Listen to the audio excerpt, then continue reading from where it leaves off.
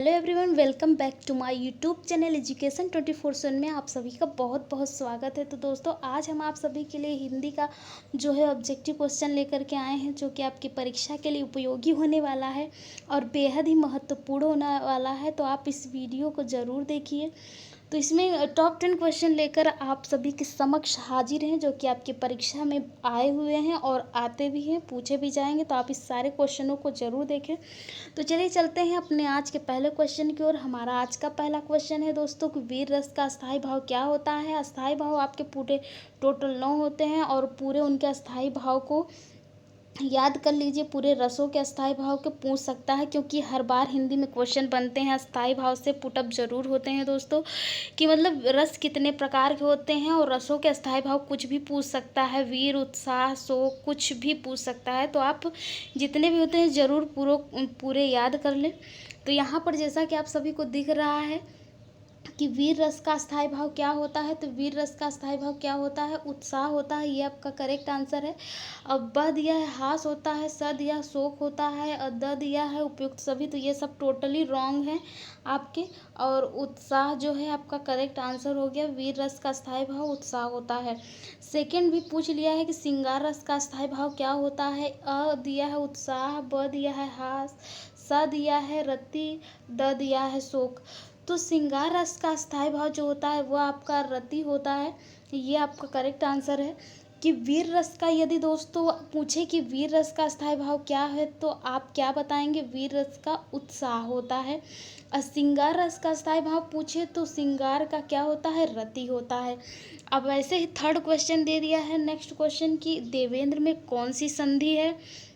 तो देवेंद्र में आपका जो है गुण संधि है, जो कि करेक्ट आंसर है। देवेंद्र में जो है गुण संधि है।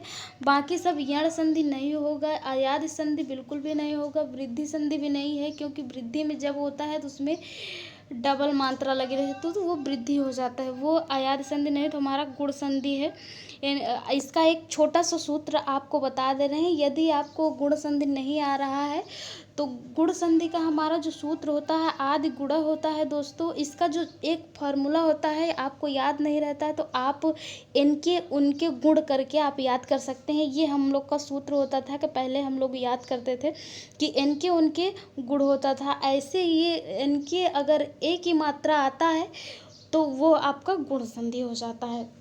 चौथा क्वेश्चन है हमारा कि 9 2 11 होना, इसका अर्थ क्या होता है दोस्तों। तो चौथा क्वेश्चन जो होता है, ये मुहावरे भी आपके बहुत मोस्ट इम्पॉर्टेंट होते हैं, क्योंकि हर बार कोई ना कोई मुहावरा आपका ज़रूर मतलब कि आता ही आता है। तो आप मुहावरों को भी ध्यान से रखें और ध्यान रखें अपने माइंड में और रिवीजन करते रहें, क्योंकि ये आपके टेट में, सुपर टेट में हर में ये पूछा ही जाता है, क्योंकि यह कंपलसरी है। कह रहा है कि 9 2 11 होने का अर्थ क्या होता है। अ कह रहा है कि जोड़ देना, ब कह रहा है भाग जाना, स कह रहा है गणितज्ञ होना, द कह रहा है कि विज्ञान का जानकार होना, उसको 9 2 11 कहते हैं। तो उम्मीद है कि आप सभी इंटर में ही पढ़ते चले आए होंगे। 9 2 11 होना ये तो आम कॉमन मुहावरा होता है, लेकिन कभी कभी जो है माइंड को घुमा देता है तो लोग भूल भी जाते हैं। तो इसको ज़रूर याद रखें आप। 9 2 11 का मतलब होता है भाग जाना दोस्तों। इंटर से हम लोग पेपर देते आते हैं तो ये पूछा जाता है। बाकी सब आपके ये विज्ञान का जानकार होना, गणितज्ञ होना, जोड़ देना, ये सब गलत है। और टोटली ब जो है आपका करेक्ट आंसर हो जाता है। 9 2 11 होने का अर्थ होता है भाग जाना। पांचवा क्वेश्चन है आपका कि ऊंची दुकान फीका पकवान का अर्थ क्या होता है। तो ऊंची दुकान फीका पकवान का अर्थ ये कह रहा है कि बाहर जाना, ब कह रहा है कि अंदर आना, स कह रहा है कि बाहरी दिखावा करना और द कह रहा है हार जाना। तो जैसे कि समझ में आ रहा है कि ऊंची दुकान फीकी पकवान दोस्तों, स का मतलब होता स आपका करेक्ट आंसर हो जाएगा। बाहरी दिखावा करना, ये ऊंची दुकान फीकी पकवान का अर्थ होता है कि मतलब जितनी ऊंची दुकान है दिखावा बहुत ज़्यादा है।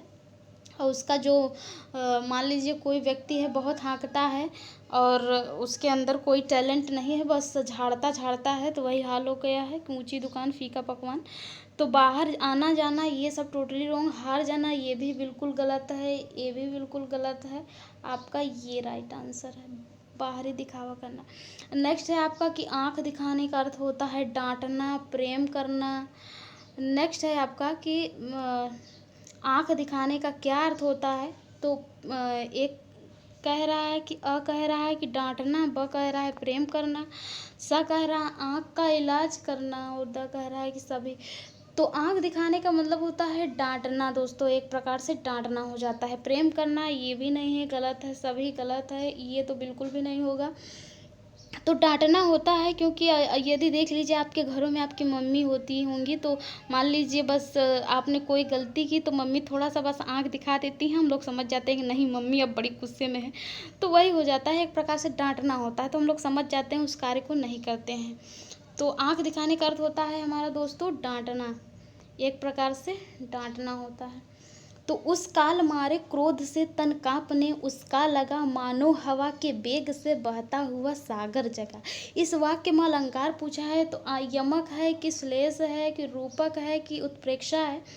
तो आप लोग समझ जाइए, या पंक्ति से ही समझ में आ रहा है कि वह व्यक्ति बहुत ज़्यादा मतलब श्लेष के क्या होते हैं, यमक के क्या होते हैं, रूपक के क्या होते हैं और उत्प्रेक्षा क्या होते हैं। उस काल मारे क्रोध के तन काँपने, उसका लगा मानो हवा के बेग से बहता हुआ सागर निकला।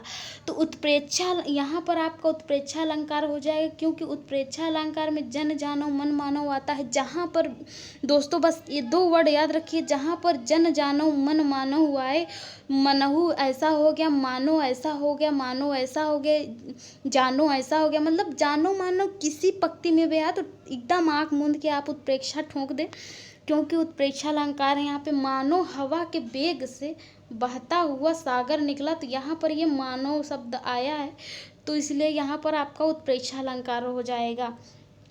उस काल मारे क्रोध से तन काँपने, उसका लगा मानो हवा के बेग से बहता हुआ सागर निकला। तो इसका करेक्ट आंसर हो जाएगा आपका उत्प्रेक्षा अलंकार। जहाँ जन जानो मन मानो हुआ है वहाँ उत्प्रेक्षा अलंकार होता है। मुख चंद्रमा के समान है में अलंकार है, ये भी बहुत अच्छा क्वेश्चन है और हर बार पूछा जाता है कि मुख चंद्रमा के समान है, मतलब कि उपमा दी जा रही है कि उसका मुख किसके समान है, चंद्रमा के समान है। तो उपमा अलंकार जहाँ पर में उपमान की संभावना की जाए वहाँ पर रूपक नहीं होता है, वहाँ पर उपमा होता है। अभेद रहित जहाँ आरोप होता है, जहाँ वहाँ पर रूपक होता है। तो मुख चंद्रमा के समान है आपका, तो उपमा दी जा रही है, आपको आरोप नहीं लगाया जा रहा है। जहाँ पर भेद रहित आरोप होता है वहाँ पर रूपक क्या होता है, लेकिन जहाँ पर उपमान उपमेय, वहाँ पर जिसका मतलब कि उपमा दी जाती हो, किसी के साथ कंपेयर किया जाता है, तो वो आपका क्या हो जाएगा, उपमा अलंकार हो जाएगा। मुख चंद्रमा के समान है, किसका मुख चंद्रमा के समान है, किसी का भी मुख हो वो किसके समान है, चंद्रमा के समान, तो क्या हो जाएगा, उपमा हो जाएगा।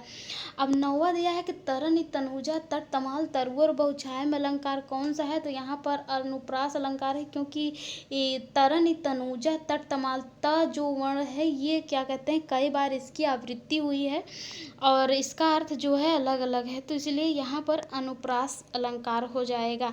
तो नेक्स्ट है हमारा कि स्वागतम का संधि विच्छेद का क्या होता है, तो स्वागतम का जो संधि विच्छेद है वो हमारा सुधन आगतम हो जाता है। सुधन आगतम ये टोटली गलत, सुधन तम ये भी गलत, ये भी गलत। आपका स इज द करेक्ट आंसर हो जाएगा, ये राइट आंसर। सुधन आगतम बराबर स्वागतम हो जाएगा।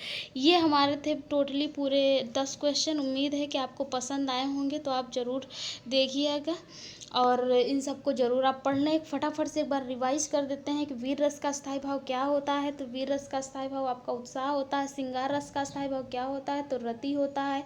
देवेंद्र में कौन सी संधि है, तो गुण संधि होती है। 9 2 11 का क्या अर्थ होता है, तो 9 2 11 का अर्थ होता है दोस्तों भाग जाना।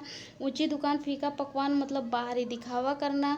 नेक्स्ट है हमारा कि आंख दिखाने का अर्थ क्या होता है, तो आंख दिखाने का अर्थ डांटना होता है। उस काल हमारे क्रोध के तन काँपने, उसका लगा मानो हवा के बेग से बहता हुआ सागर निकला, उसका अर्थ उत्प्रेक्षा अलंकार हो जाएगा आपका यहाँ पर। मुख चंद्रमा के समान है में उपमा अलंकार, ये करेक्ट आंसर हो जाएगा। तरण तनुजा तट तमाल बहुर छाये में अलंकार कौन सा हो जाएगा, तो वो आपका अनुप्रास अलंकार हो जाएगा। स्वागतम का संधि विच्छेद पूछता है तो आपका सुधन आगतम हो जाएगा, आपका क्या हो जाएगा, सुधन आगतम। तो ये थे आपके टोटली 10 टॉप 10 क्वेश्चन जो कि बहुत ही बढ़िया है और लाभदायक भी है आपके हिंदी में, तो ज़रूर आप इसे देखिए। तब तक के लिए नमस्कार दोस्तों।